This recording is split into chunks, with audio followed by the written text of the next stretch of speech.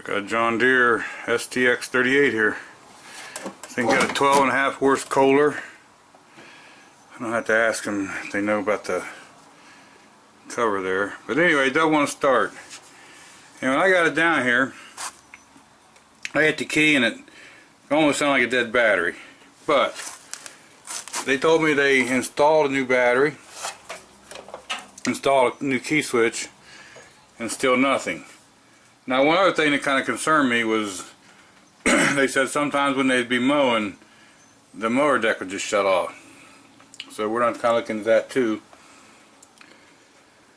But to start this out, I wanted to see why it wouldn't start. So what I'd done was I looked. There doesn't appear to be any really safeties on this thing. So when you turn the key to on, it should power up this blue wire right here going to the starter, which is hooked to the solenoid.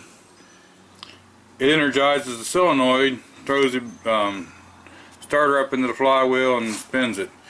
But it does nothing. Here, let me hook this up. So here we turn the key. There, it did it one time. See there? So that's telling me I am getting some power, some things up here to the starter. But is it sticking or just, you know, I ain't sure what's going on yet. Now, what I did do, and I'll show you here. Okay, so I'm going to hold this test light right here. I do have it grounded to the battery, which I'll say something about that in a minute. If you turn the key on, every time, and I got a good strong light, okay? Because sometimes the key switch can go bad. You can't have power here, but it's like a dirty connection in the switch, so you're not getting full power up here. And just checking it with a voltmeter with no load doesn't always give you a real reading. That's why it's at least using an incandescent test light. Now I got one of these power probes here, and you can hook it to the battery, and when you go up, it'll send power out the end of this. So what I did, I tested it. I put this up against the terminal that should be getting power. Even when I put straight 12 volts to the starter solenoid, nothing happens. But going back to that grounding thing. Now, keep in mind the metal in the starter grounds to the engine block. So you want to make sure that this starter still has a good ground. The outside of these bolts was a little dirty, and I don't know if that was it or what, but I was having a hard time trying to do a ground there, put into this wire and make the switch the light come on, which I don't know. Let's see what it does now. See? And then I'd mess with this, so I'm not sure if it's the outside connection or what. A lot of these, the motor then is grounded where it bolts it to the frame. So I've seen a lot of these, the engine come loose, but this one doesn't seem to be loose. Even when I was testing here with this power probe, I was getting like a intermittent beep, like it wasn't a real good ground to it. So, I'm not really sure what's up with that part yet either. Now here is the wires that goes up through the frame to the clutch, electric Pto clutch, because I'm pretty sure the solenoid is what our problem's going to be. But I don't want to say the solenoid yet until I make sure that the path of ground back to the battery is in good. You could take a ground, like a jumper cable from the negative of the battery, and you could clamp it to here somewhere and make sure it's a good clean connection. That would give you a ground, and you could bypass all the other grounds to make sure. But anyway, this connector right here, if you pull this connector apart, you can take an ohms meter, test across these, and kind of get an idea of your clutch. Now I do see that there's an extra wire here. I'm not sure where that's going yet. Get down here and look, see where that goes. Now here's that wire coming from the Pto clutch. I noticed that little black wire that comes off the Pto clutch connector must be helpful or ground for it.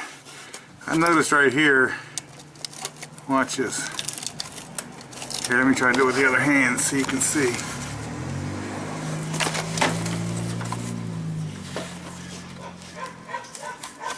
Look at that. So the ground's loose. I could tighten it up, but I think I'll take it off and try to clean it up. So that's a main power looking ground. I gotta look and see where that might go, but this little wire looks like it's partly ground in the PTO clutch, so I wonder if this could be the starting problems, PTO problems, and everything. Because just like I say, just because I got power to the starter, if it can't go back on the ground side and complete the circuit, power going to it doesn't do you no good at all. So let's let me clean that ground up. There's that big wire coming up out of there. It looks like a battery cable wire. So let me clean this all up and just see what's going on here. Okay, I didn't clean it yet. I just tightened it up. I noticed this bolt here was loose also. If you look, that's the other engine mount bolt. And brought up into that boss.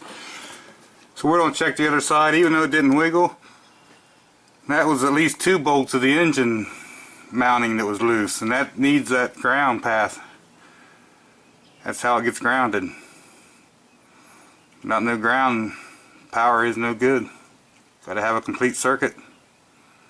Okay, so now I tightened all 4 motor mount bolts up. It's funny, they was loose enough and the motor didn't rock. Sometimes if you watch around the base of the engine when you're doing that, sometimes you'll actually see the spark down there.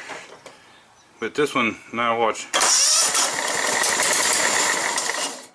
Starts up every time you hit the key now. So now, I was hearing a slight click on the PTO clutch. That's probably what was going on, was losing ground where that connection was loose, and that clutch is also bolted to there. So I'm thinking that was why the clutch was having problems too, of turning off sometimes, because it was losing ground there. Remember, the ground side of the circuit is just as important as the hot side. Okay, I'm not sure you'll hear this or not, but I don't hit the mower. I don't rev it too high because you won't be able to hear it.